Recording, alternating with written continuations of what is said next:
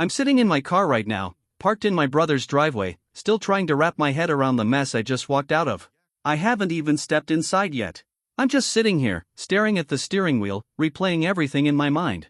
It's only been a few hours since 2 police officers showed up at my front door, but it feels like that happened days ago. Honestly, I barely even remember driving here. My body was on autopilot the whole way. Earlier tonight, I was half asleep on the couch when a sudden pounding on the front door jolted me awake. I saw bright beams of light sweeping across my living room window, and the next thing I knew, 2 cops were at my doorstep telling me to step outside. They didn't explain much at first, but their tone was dead serious. One of them asked me straight away where my wife was. I stood there barefoot in my pajamas, groggy and confused, wondering if this was some bizarre dream I couldn't shake off. When I turned around, I saw my wife standing a few feet behind me with her arms crossed, avoiding my eyes. She looked tense, nervous, even. That's when a wave of dread started creeping in. The officers separated us without much explanation. One took me aside to ask questions while the other spoke to her. I answered everything honestly, still having no idea what this was about.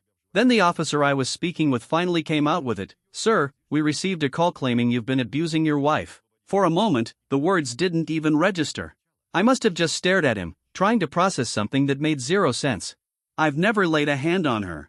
The worst we've ever done is bicker over little things, nothing even close to real conflict. Yet here I was, being accused of domestic violence. I glanced over and saw my wife talking to the other cop, her eyes glassy with tears. I caught part of her saying, "I'm fine. It was just a misunderstanding," or something along those lines. Eventually, after what felt like forever, they seemed to realize there wasn't an active threat. They told us to cool off and maybe spend the night apart, but made it clear they'd return if another call came in. Thankfully, they left without arresting anyone. Still, I was left standing on my front lawn in the dark, feeling like the ground had dropped out from under me. For all I know, half the neighborhood saw those flashing lights and now thinks I'm some kind of monster. My wife and I have been married for 6 years, no kids, just us, and never once have I been violent toward her. So why on earth would someone suddenly accuse me of something so serious? The only theory I have right now points to her new circle of friends. A few months back, she joined a local women's social club and started spending nearly every weekend with them. I met a few of them once, friendly on the surface, but the type who thrived on gossip and other people's personal drama. My wife even told me one of them left an abusive marriage and got loads of sympathy from the group whenever she brought it up. It wouldn't surprise me if my wife, desperate to fit in, decided she needed her own tragic story. Over the last couple of months, she's been bending over backward to impress these women, constantly out at girls' nights, glued to their group chat, even mimicking their mannerisms and gossip habits. I teased her about her cool new friends club but never thought it was anything more than harmless bonding. Now, I'm starting to wonder if she made up lies about me, maybe to get attention, maybe to seem interesting or worthy of sympathy. After the police left, I was shaking with anger. I asked her why she'd say something like that, why she'd put me in that kind of danger. She just cried, insisting she never meant to hurt me. I couldn't even think straight. I grabbed a bag and drove here to my brother's. Right now, we're separated for the night while I try to calm down and figure out my next move. I can't stop thinking about how close I came to being arrested for something I didn't do. A single accusation like that could wreck my career, my relationships, my entire life. The reality is, when a woman says her husband hit her, people believe her first and ask questions later. That's just how it is. And now, my own wife put me in that position. I haven't told her yet, but divorce is already on my mind. As much as it crushes me to admit it, I feel like the woman I married doesn't exist anymore. I don't recognize this person who would do something so reckless and cruel. Tomorrow, I'll try to get the truth from her, but part of me is already bracing for the worst. Update: the next morning I barely slept, but I went back to the house determined to get an explanation, if there even was one. She was at the kitchen table when I walked in, looking pale and miserable. The second she saw me, she jumped up and started apologizing. I stayed standing, too on edge to sit, and told her to start from the beginning. I asked her point blank what she told her friends that would make them think I was abusive. Through sobs, she admitted to exaggerating, as she called it, though really, it was just lying. She said when the women in her group were swapping personal horror stories about exes and bad relationships, she felt like the odd one out. She didn't have a shocking tale to share. So, she made one up. Apparently, she told them I had a temper and that I sometimes got physical during arguments. She even claimed I shoved her into a doorframe during a fight last month, a fight that never happened. We didn't even argue that month, let alone anything physical. The reality? The worst I've ever done is raise my voice. But to her friends, she painted me as some angry, volatile husband who might snap at any second. Listening to her admit that made my blood boil. I remember raising my voice, almost shouting, asking her why on earth she would lie about something so serious. She just sat there crying, repeating over and over that she was sorry and that she never expected things to go this far.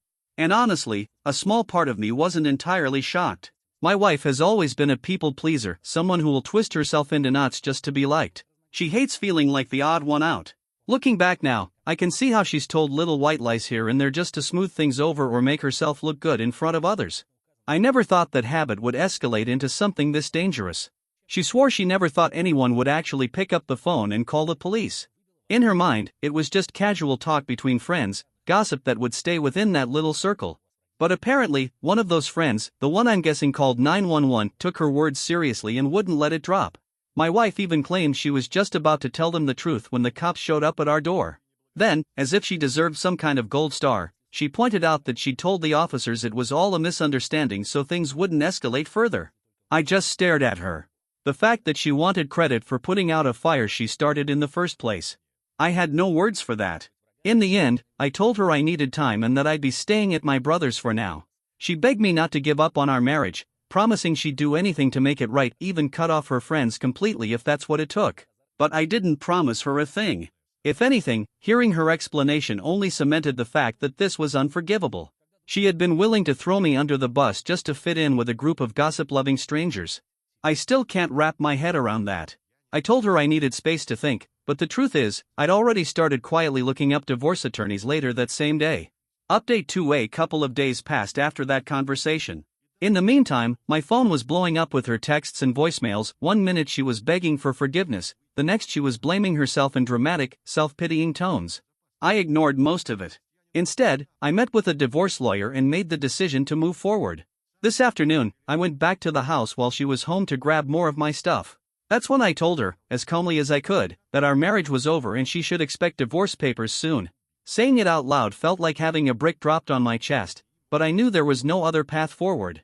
At first, she just stood there in stunned silence while I kept packing. Then, her tone flipped completely. She started shouting that I was betraying her by walking away, accusing me of refusing to even try after everything she's done for me. That almost made me laugh. Betrayal? Coming from the woman who falsely accused me of abuse? I told her there's no coming back from a false claim that could have landed me in jail. That's when her mood did a complete 180 again. The anger faded, and she went back to pleading. She was crying hard now, throwing out phrases like, "You know I have deep-rooted people-pleasing issues. I didn't mean to hurt you. I just need help." Yeah, she actually tried to frame this as a mental health quirk, as if that somehow excused what she'd done. I wasn't buying it. I told her nothing she could say would change my mind. And then, just like flipping a switch, the tears vanished and the fury came roaring back. She got right in my face and hissed, "If you go through with this divorce, I'll tell everyone you really did abuse me. I'll say it in court, to the judge, to your family, anyone. You'll be ruined." This was my wife, the same woman who vowed to love me, threatening to destroy my life with even more lies. I didn't argue. I didn't yell back. I just told her I was done with her games and walked out while she screamed threats at my back. I was so angry I knew if I stayed another minute, I might say something I couldn't take back. On the way out, I called my attorney and told them exactly what she'd said. They told me to document everything and save every message, every scrap of evidence. I'm furious, but now I'm also genuinely worried about what she might try next. She's acting completely unhinged and seems ready to burn it all down out of spite. Update 3: that night, I stayed at my brother's and filled him in on everything. He was stunned, shaking his head, muttering that he couldn't believe she'd go this far. Hearing someone else react like that made me feel a little more grounded, like I wasn't losing my mind for feeling betrayed. But she wasn't bluffing about her threats. Today, I got served with a temporary restraining order. She'd gone to court claiming I'd been physically abusing her for years, and that now that I'm leaving, she feared for her safety. Reading her statement felt like stepping into a parallel universe. According to her, I regularly hit and punched her, she was terrified in her own home, and I'd even threatened to kill her. None of this ever happened. She went so far as to create entire fake incidents, like saying I slammed her against a wall last month, leaving her with bruises. The kicker? I wasn't even in town that week. I was away on a work trip, which means I can prove she's lying. Still, the court granted the temporary order based purely on her word and a supporting statement from one of her friends, who claimed my wife had confided about the abuse. So now, I'm legally banned from going near my own house or speaking to her directly. It blows my mind that she can just make this up and the system treats it as fact until proven otherwise. My hearing is in a couple of weeks, and you'd better believe I'm gathering every shred of evidence I can find. At this point, I've basically become a detective in my own life, digging through old emails, texts, bank records, even photo metadata to dismantle her timeline. One piece of solid proof? I have location data and work itineraries that show I wasn't even in town for some of the dates she claims I attacked her. And I still have the text messages she sent me after that first night the police came, messages that tell a very different story. Those texts she sent me after the police came were basically a written confession, her admitting she'd exaggerated and that it was all just a misunderstanding. My lawyer thinks those messages could completely shred her credibility when we bring them up in court. I've already handed over every single piece of communication we've ever had to my attorney. We're building a full case, phone records, witness statements, GPS logs, receipts, you name it. On one of the days she swore I beat her, I can prove I was 300 miles away on a work trip. In reality, I have more hard evidence proving her lies than she has of any abuse. Still, this whole ordeal has been a waking nightmare. I keep swinging between white-hot anger at her nerve and full-on panic over what might happen if the court actually believes her. I'm barely eating, barely sleeping, just running on adrenaline. At night, I lie awake on my brother's couch, staring at the ceiling, imagining every possible worst-case scenario. If this restraining order becomes permanent based on nothing but her made-up stories, my life will be wrecked in ways I can't even count personally, legally, financially. And the career damage? That terrifies me the most. Plenty of employers will slam the door in your face if you've got a domestic violence mark on your record. She could even use this as leverage to clean me out in the divorce. It's not just me who's feeling the fallout, either. Word of these accusations is already spreading. A couple of mutual friends have texted, asking if I'm okay and worse if the rumors are true. Clearly, she or someone speaking for her is out there telling people I'm some kind of abusive husband. It's humiliating having to defend myself against something I didn't do. I've kept my responses short, just saying it isn't true and that it's being handled legally, but the fact that I even have to explain myself is infuriating. The betrayal goes even deeper. My own in-laws seem to believe her. Yesterday, my mother-in-law left me a voicemail accusing me of hurting her daughter and warning me to stay away. I deleted it instead of responding. That one stung. I used to be close to her family. Now, thanks to my wife's lies, they see me as a monster. Update 4. The hearing for the restraining order finally came after what felt like an eternity.